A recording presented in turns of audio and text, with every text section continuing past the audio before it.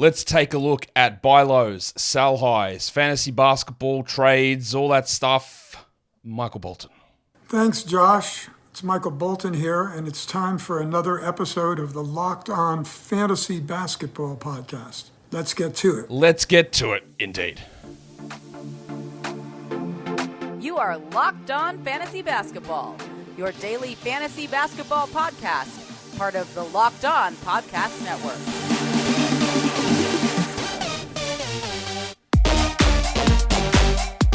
Hello and welcome to the Locked On Fantasy Basketball Podcast, brought to you by Basketball Monster. My name is Josh Lloyd, and I really hate those videos that deliberately make a mistake just so people comment and it boosts the algorithm. I'm also the lead fantasy analyst at basketballmonster.com, and you can find me on Twitter as always at redrock_bball, on TikTok at redrock_bball, and on Instagram at Locked On Fantasy Basketball. Thank you for making Locked On Fantasy Basketball your first listen every day. We are free and we are available on all platforms. Be a double banger. Hit the thumbs up. Leave a comment down below. Like, subscribe, bells, all that stuff. It all goes a long way into helping the show. So what we're going to talk about here is we're going to be looking at how we can get value or how we appreciate what our players are doing or not doing at the moment and what that means. Now, that's a long-winded way of me saying buy low and sell high in fantasy trades, but as you're well aware, right? I have to explain this all the time because we always have different people watching. A buy low trade does not mean you have to go and get that player. You don't. If you can get him at a good deal because the other person's panicking, you do it. If a sell high player does not mean that you absolutely just must dump this guy. You can absolutely, and a lot of the times it's the right answer, just write it out. Just enjoy the production you're getting, unless somebody really buys that it's going to hold. If your team is riddled with buy low players, it's actually a good thing. Because as you'll see, through the weeks and weeks we've done this show, the success rate of all those guys being better and significantly better is pretty high. Now, conversely, if your team is filled with sell high players, well, that doesn't always work out the best. You will see a pretty significant drop in production for a lot of those players. So the point of buy low, sell highs, my league just doesn't do trades, mate. We're never going to do that. No experienced player is going to have any idea about doing those trades. They just won't do it. Mate, they know. Cool. Good for you. That is awesome. I love that for you. Well done in your leagues. You must be very popular amongst your friends. You must be a very cool guy. That's not what this is about, right? If you can pull off the trades giggity, you do it. But it's more of just about what's actually happening in the league. How are these players trending? Before we all get our hands lubed up, before we get the Danish backhand, the Turkish grip, whatever it is we're looking at, is this stuff real? Before we start pounding down on someone, telling them how trash they are, well, is it going to improve? That's what a lot of this is about. It's about trends. It's about how things move and push forward and go up and go back and overreactive comments and all that sort of thing. And if you get a trade out of it, W to you. It's not about buy low, sell high trades. As stupid as this sounds, it's not about trades. It is, but it's also not. It's about understanding the valuation of players, understanding the level of patience, reducing the level of panic, and getting the ebbs and flows of an NBA season.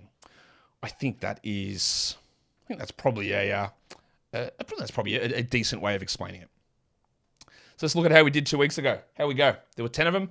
Did we hit them? Well, we hit most of them. Michael Porter Jr. was one of the buy lows in that one. He was 160th. He's 101st since then. W. Still can improve from that. Bradley Beal was 137th. He's 31st. Whew, big one. Tyler Hero did not work. He was 113th, and he's 122nd since then. I would venture to say, and I'm not putting him on the buy low show today, that he still is a buy low, and that is going to jump up, especially with the injuries to Richardson, to Hero, and the absence of Butler. That should step up. The headmaster, not good for Jamal Murray. I thought he would step up, but he's gotten worse. He was 66th. He's gone to 84th. He's dealing with tibial inflammation. I'm not sure he plays until after the All-Star break now that they've listed him doubtful for their next game. Not ideal. There is a buy low on that 84 for sure, but those two did not work out. And then Austin Reeves did. He was 124th. D'Angelo Russell didn't get traded, yet Austin Reeves is now up to 50th. The addition of Spencer Dinwiddie, I guess, complicates it slightly, but I think we're okay. I think we're okay with Reeves. He's settling in. He looks more comfortable. And there's going to be a lot of those natural ebbs and flows. In terms of the sell highs, well, we had Luka Doncic. He was first, and I said that I would sell high on him. Since then, he has been second. Is that a win? No, but also yes, because part of the reason that I was telling you why he was a sell high was A, he is performing at the most insane level you will ever see, and he was so far ahead of everyone else. So dropping to second is actually important from first to second, but it was always about get yourself a Shea, get a Jokic, get somebody, because he has a 2-game playoff week. That is what has always been about Doncic. So you'll hear me say, you can go look at my videos, or just go, hey, is Luka a bust? Yes. I said that to try and draw people through the algorithm. And then I explained, I just won't pick him in the top 4. That is what I said. And that is what I will always say. And if you could trade him for another top 4 player. Now, obviously, if you trade him for Embiid, it did not work out at all because Embiid blew his knee out like a week later.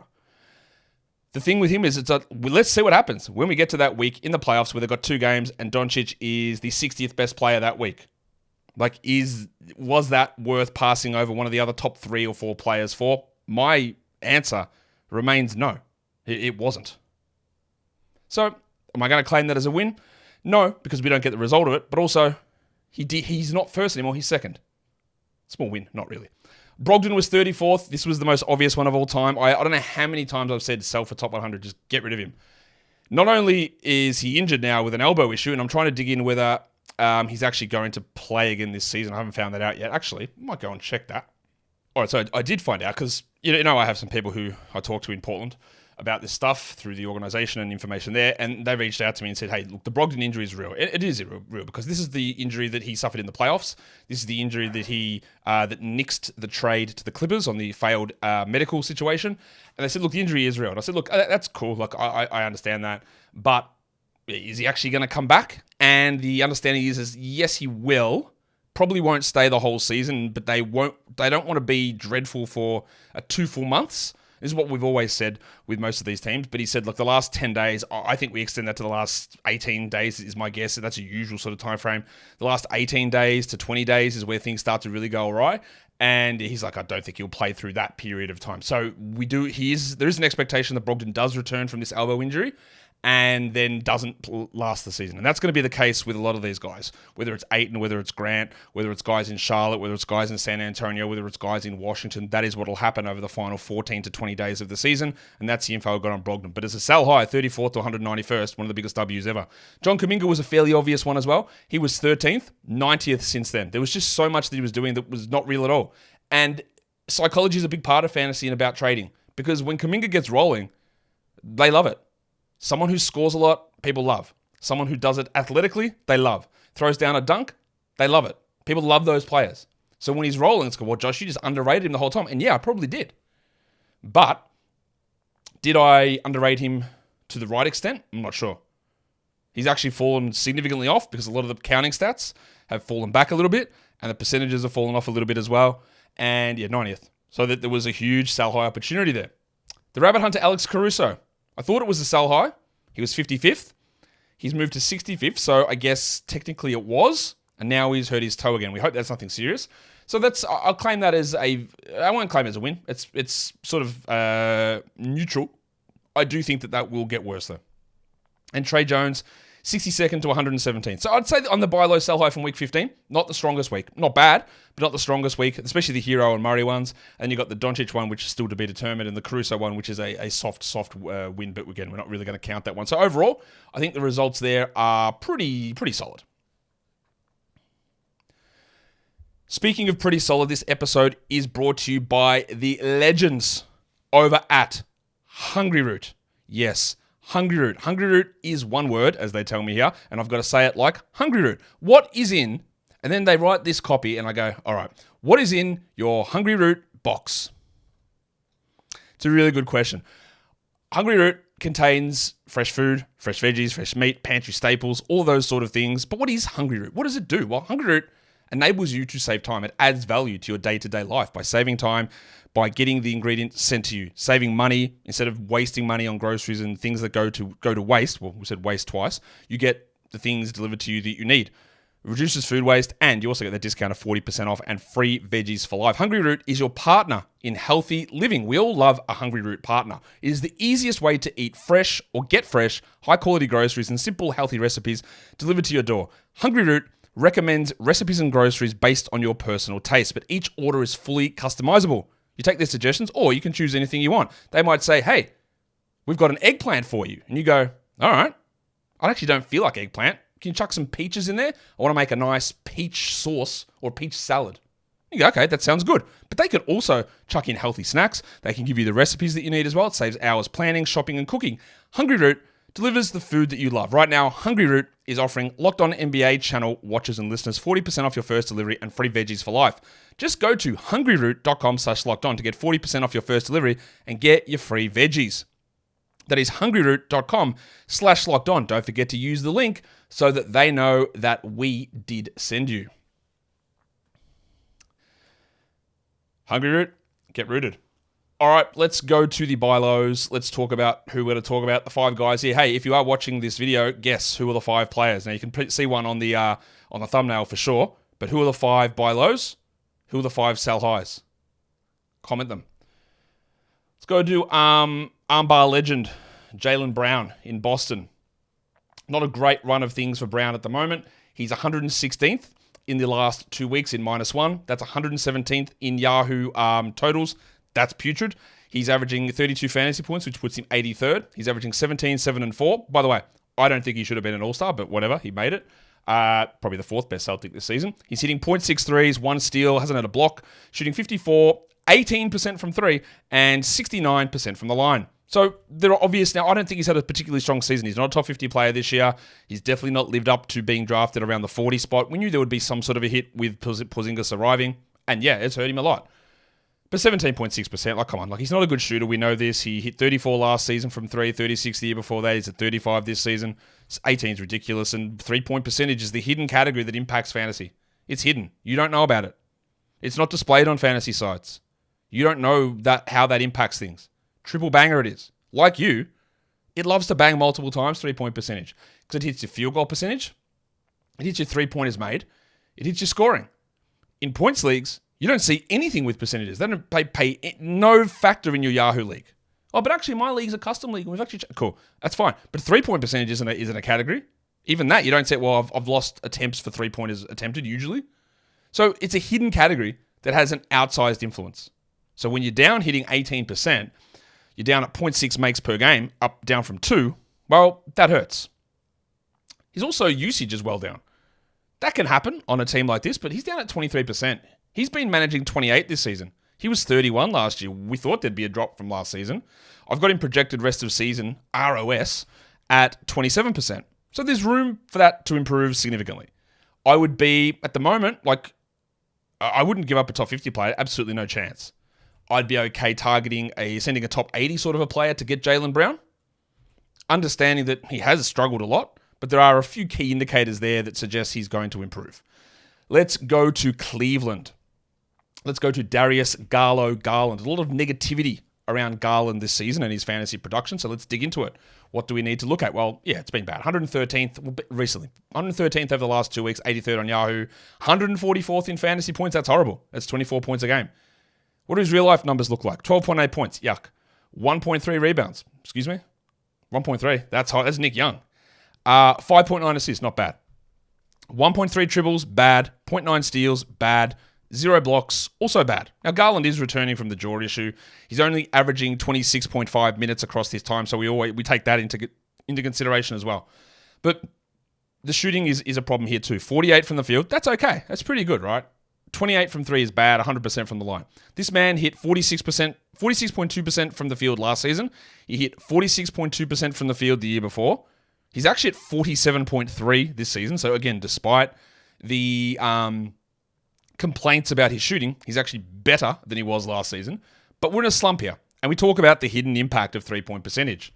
Last season, he hit 41% from 3. He's only at 33 this season. So despite his field goal percentage rising significantly, because his 2s have gone from 49 to 55, and that happens as you get older. You usually see there's a curve. You get older, more experienced, you finish better, your 2-point shot selection's better, you're just better at shooting. Then you get older, your legs go, you don't finish as well, your 2-pointers drop off. That's a pretty common curve across players.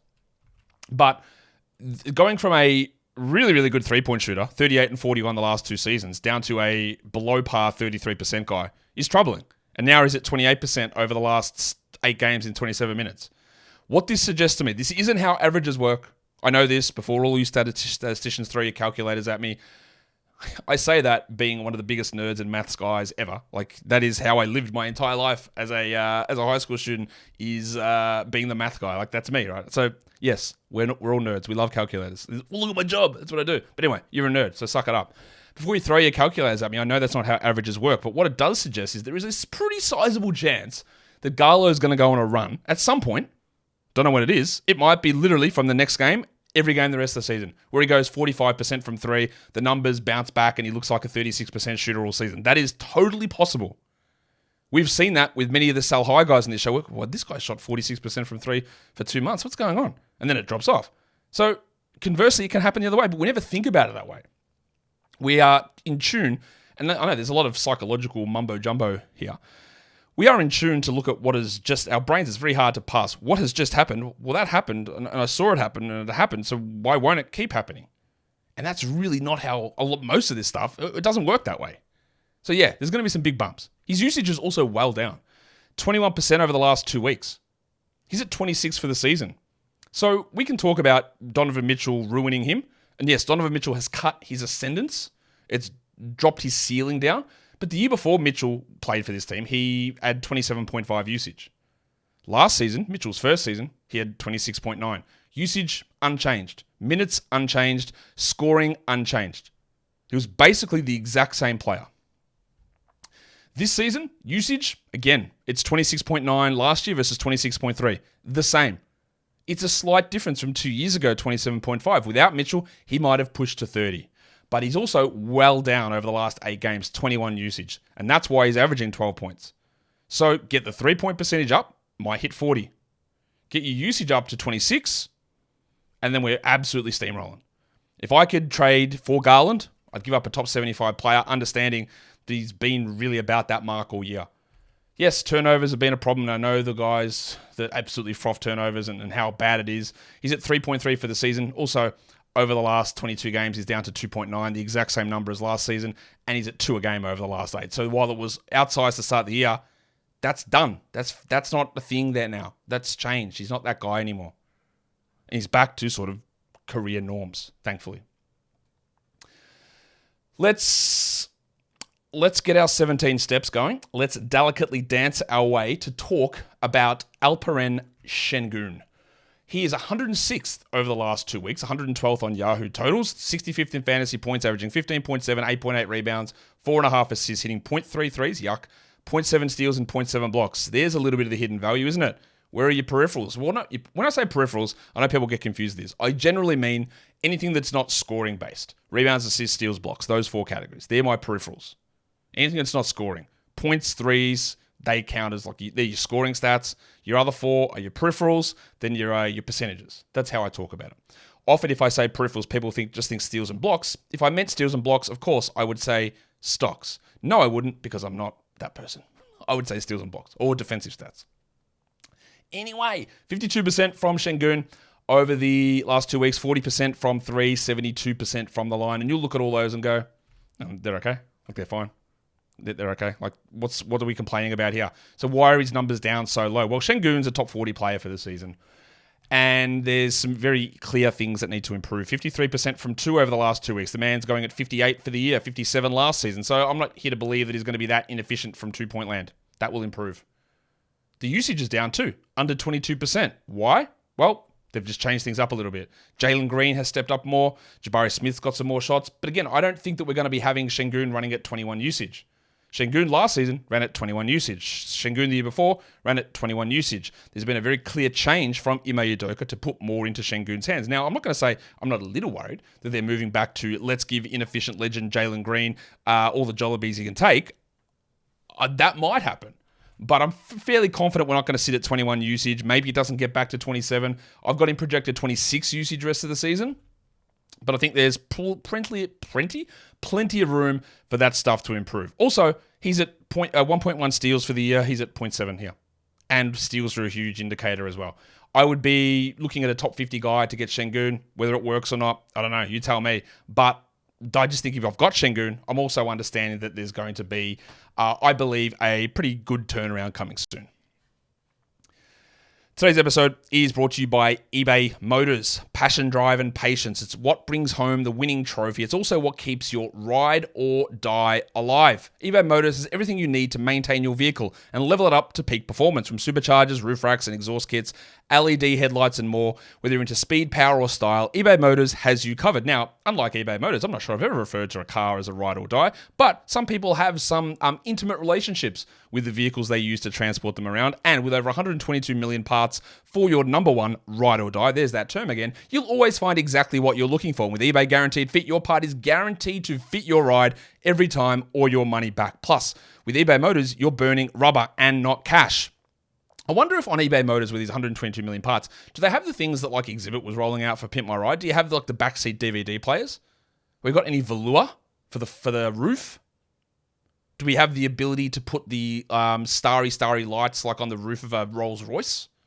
I hope so, because with all the parts you want, the prices you need, it's easy to turn your car into the MVP and bring home that win. Keep your ride or die alive at ebaymotors.com. Eligible items only. Exclusions apply, and eBay Guaranteed Fit is only available to US customers. The rest of us, suffering your jocks, I guess. All right. That's some buy lows. We've got some more buy lows to talk about now. We're going to go to Indiana. Again, I use a lot of this stuff by statistical viewing. Who's underperforming, who's overperforming. I also use a psychological portion of the way I consume fantasy basketball. Me, completely unhealthy. All right, I do this stuff 10, 15, 10 hours. You're joking, Josh, 10 hours. I do it 15, 16 hours a day, 7 days a week, 300 and let's say 50 days of the year, and I have 10 days off where I sit in the pool and drink beer till I die. Not die, but get sunburnt in the sun. That's my life. So I see comments from everywhere. Is that unhealthy? Yeah, it is. It is unhealthy. But like that meme of Jesus standing with all the swords coming behind his back, I absorb all that to try and turn that into stuff to put that information out there. Am I comparing myself to Jesus? Only in the way that I don't really like to wear shoes. Anyway, this show's off the rails to a ridiculous amount.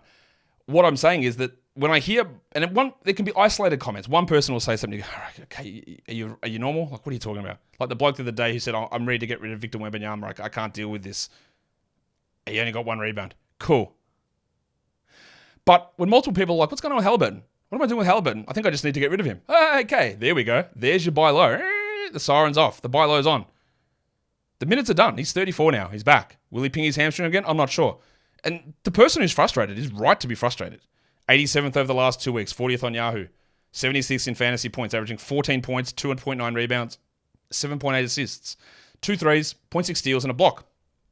47 from the field, 37 from the line, 37 from 3, and 77 from the line. So you go, okay, what stands out there? Well, one of the things we easily know with Halliburton is the minutes. 25.6 minutes over the last 2 weeks. He's at 32 for the season, which is brought down by this hamstring injury, which they handled perfectly. I've never seen a hamstring injury handled more perfectly than Tyrese's. One of the best handlings ever. In fact, you would say it is the perfect handling.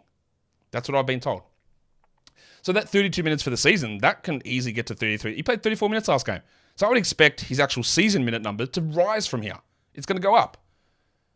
But why can't he hit free throws? Is there any reason for this? Over the last 9 games, he's at 77 on 2.4 attempts. Now, he's never been a high attempt guy. One of the reasons I was a little bit down on him as a lead ball handler coming out of college. Obviously, hilariously wrong. But this guy's career free throw numbers, 86 as a rookie, 84 as a second-year player, 87 last year, 85 this season, last 7 games, 77. All right, cool. Well, you know what I'll trust? That he's not a 77% shooter. And while I say three-point percentage is a hidden category, free throw percentage is not hidden because it's in your face. You know it's there, but it does impact other stuff. It impacts your points. You go, instead of hitting, let's have a look at what his free throws made are. He's hitting 1.9 free throws a game over the last 9 games. He's at 3.1 for the season. There's 1.2 extra points. So you add 1.2 extra points onto that 14.6. It becomes 15.8. We're already on our way. Then you play 6-7 extra minutes. That bumps up as well. The minute stuff is just the obvious one. But again, people just get frustrated. And when you pair that with the bad free throws, when you pair that with the steals being down, when you pair that with his usage being slightly lower, people don't always read into it. There is, again, I take all of the information in. People have been saying to me, man, I don't know. I can't deal with this. He's going to be on a minutes restriction all season. Is he? No. The answer is no, he's not. But some people think this. It's, again, reacting to what happened the last 3 games and extrapolating it out for 50.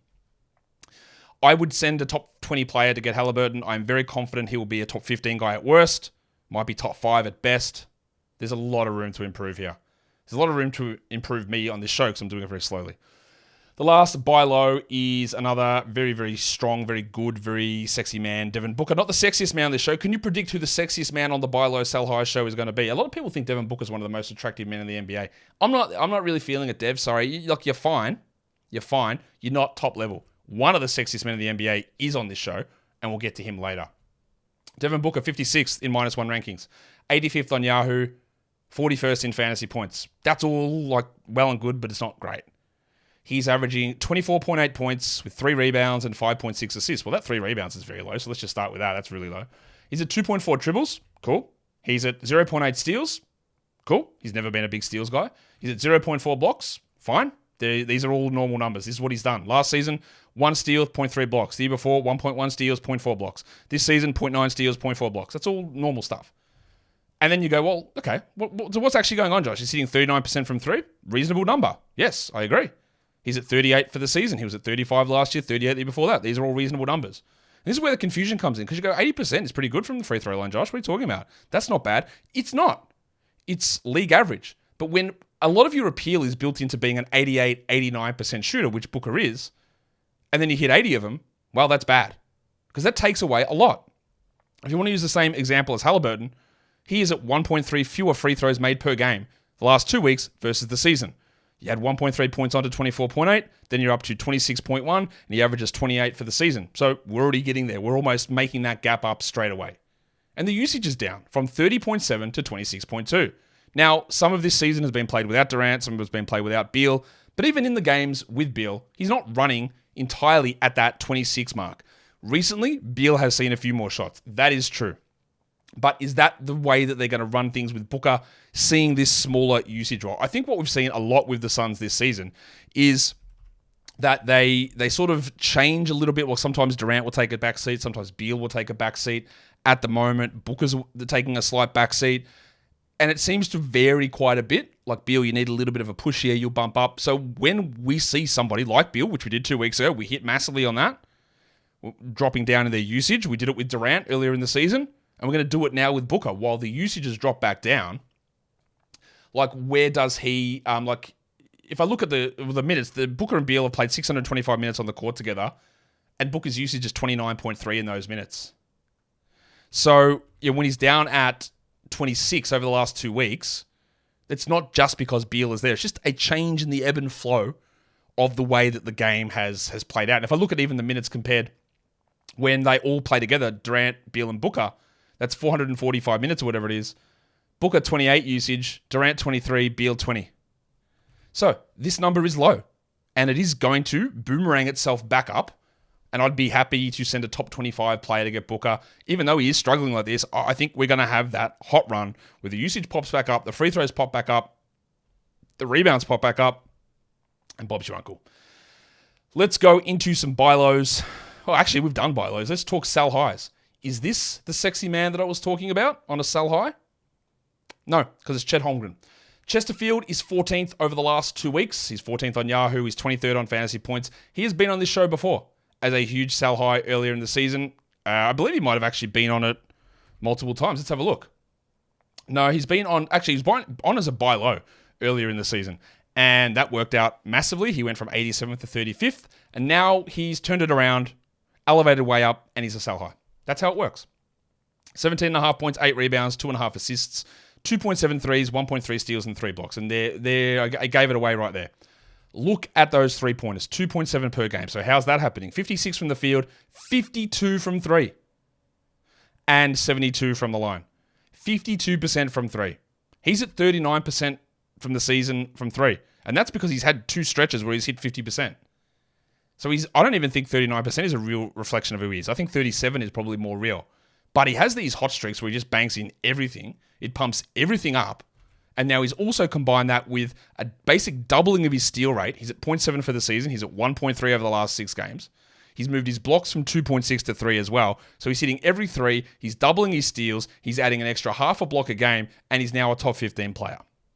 If I could get a top 25 player back for Chesterfield in a trade, I would do it. Now, I would say it's fairly clear that he is not going to be the Rookie of the Year at this point. Maybe he will. I think Victor's going to get that pretty easily at this stage. But he is putting together a nice little resurgence. Unfortunately for him, it's not going to hold. It just is not going to hold. He will be a top 50 player rest of season, no question. None. He will be awesome for many, many years to come. But there's a lot of stuff here that's just not going to hold. Now, it is time for the sexiest man on this list. The man with the most beautiful eyes in the NBA. It's Daniel Gafford. So why is Daniel Gafford on this list?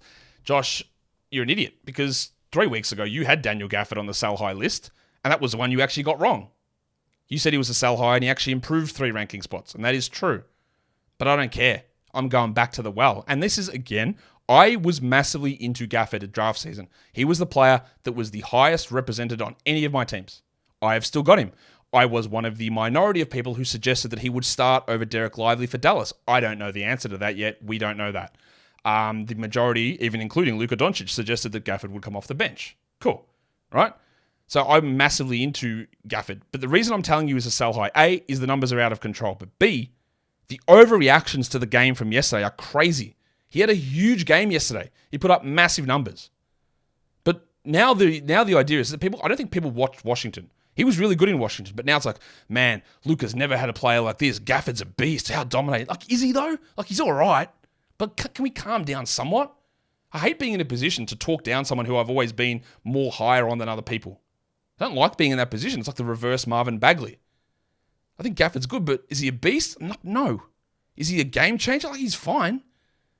But when these narratives come out, when you see him play with Luka, when you hear Kyle Kuzma come out and say, man, Gafford's got the easiest job in the world, all he's got to do is take these lobs from Luka, he's going to dominate, people are going to froth it.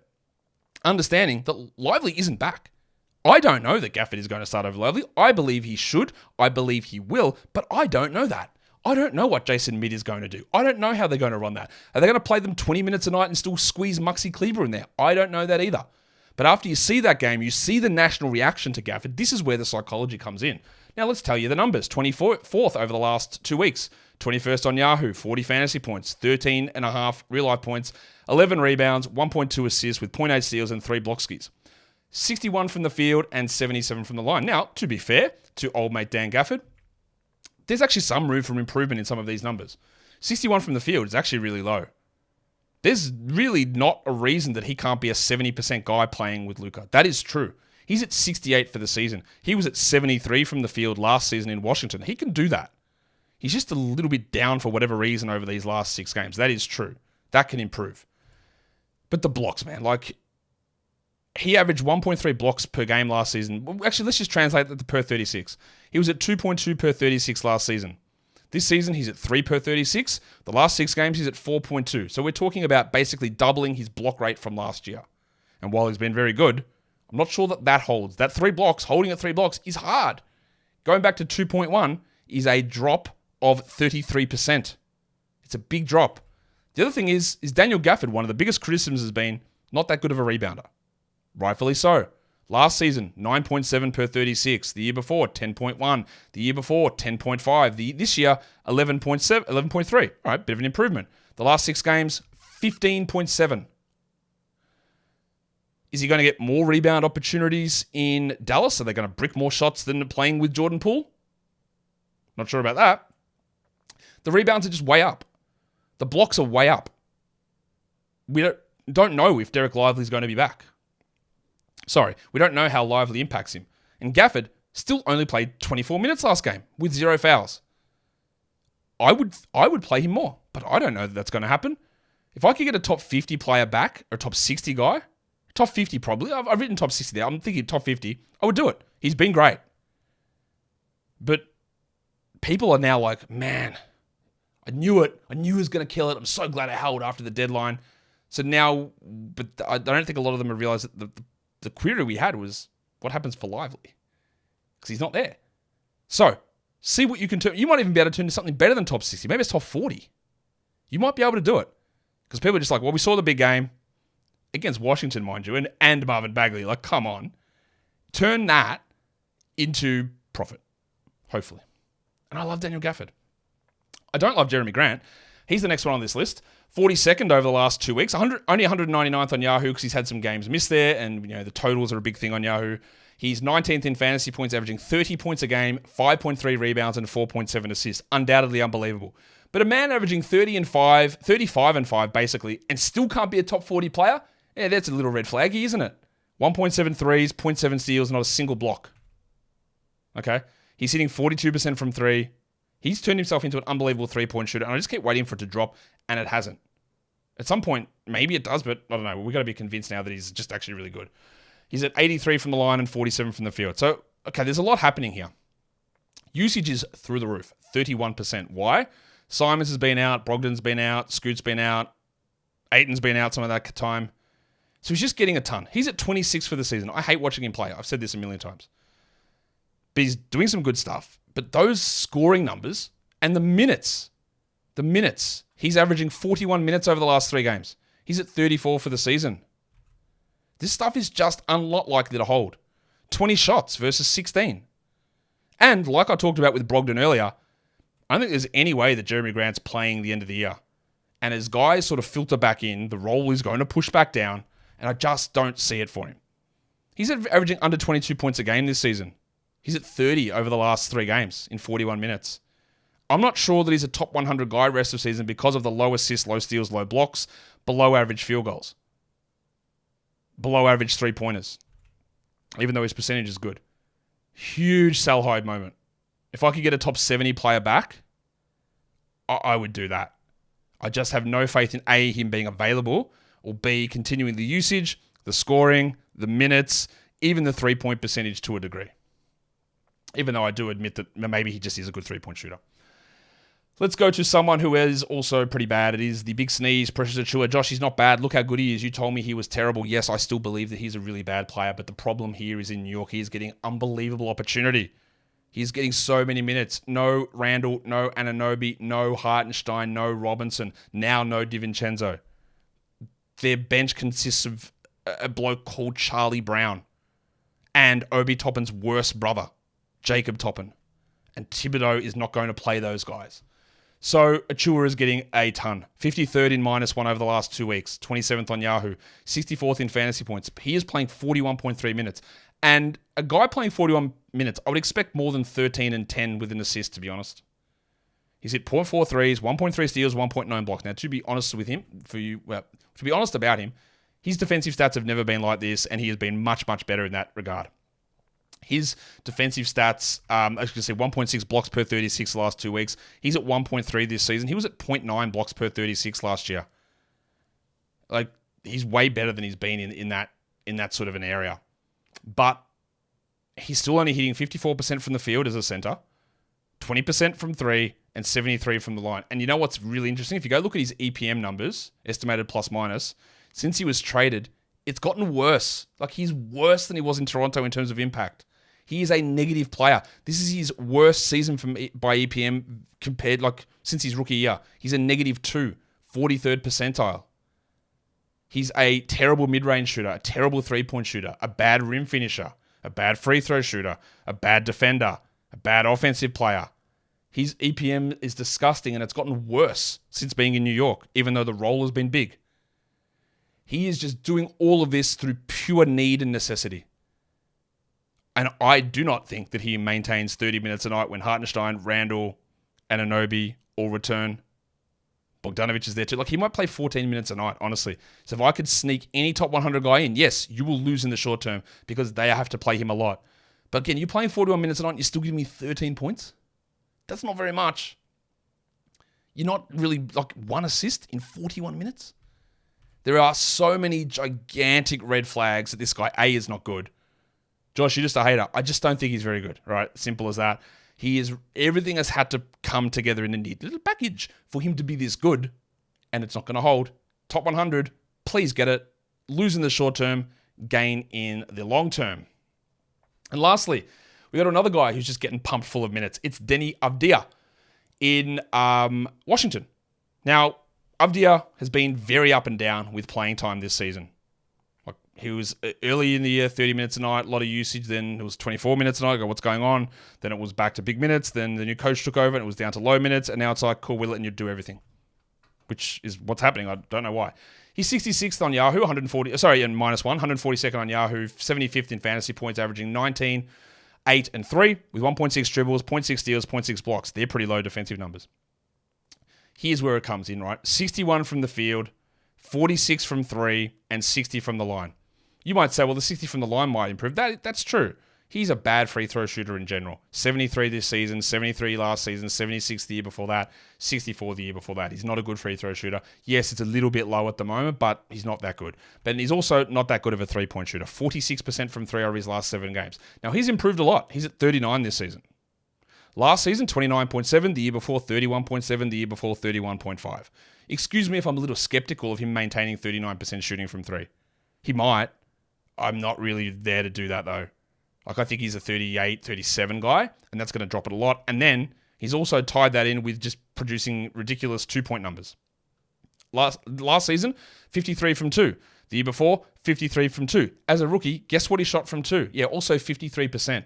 This season, 57 from 2. An improvement. He has undoubtedly taken steps forward. And then he's gone over the last 7 games. Cool, you're going to give me all the minutes. I'm just never going to miss again. 68% from 2. Just so many unsustainable numbers here that will come crashing down. And given the way that he has been used all season, I imagine that when the shots don't fall, well, the only thing that's going to fall is his ass onto a bench seat. He's just not going to play these level of minutes. I would try and get a top 80 player back for him. But realistically, if I could get a top 100 guy back, I think I'd feel all right. There are just a lot of red flags with what he's doing in terms of shooting stuff. And that might impact his overall playing time with a guy like Bilal and Kispert behind him who could easily come in and take that. It's been great, but there's just no way. Like, it's just not going to hold at this level.